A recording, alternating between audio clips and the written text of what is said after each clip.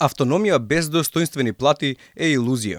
Универзитетот Кирил и Методи се бори за гола екзистенција. Материјалната положба на вработените во УКИМ е исклучително тешка. Државата целосно го потценува нашиот труд, вели професор доктор Ангел Ристов на денешниот протест на вработените во најголемиот државен универзитет. Порача дека студентите не треба да стравуваат. Од ијунската сесија ќе се одржи, но не отстапуваат од барањата и доколку не им бидат прифатени, следниот протест ќе се случи пред владата и тоа во многу поголем број. Бараме наитно да се потпише нашиот колективен договор за кој што преговараме повеќе од една година, за да се врати достоинството на научните работници и вработените на УКИМ.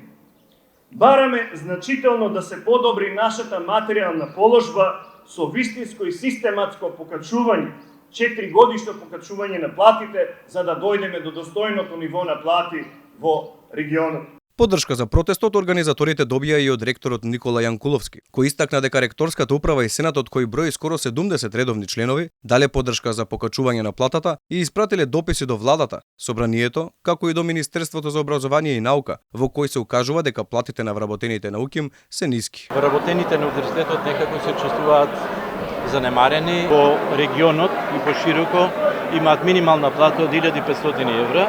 Нашата плата е смешна и сосема деградирачка, а работиме и за двајца и за тројца затоа што владата не одобрува нови вработувања. Велат од техничкиот и административниот персонал. Владата многу добро знае дека не одобрува нови работни позиции во делот на ненаставниот кадар. Тоа значи дека ние секојдневно заменуваме наши колеги и колешки во деловите каде што недостасуваат. Тоа значи дека работиме за двајца и за тројца. За сега, голем дел од вработените во УКИМ земаат најниски плати во Европа и истите се под просечната плата во Македонија.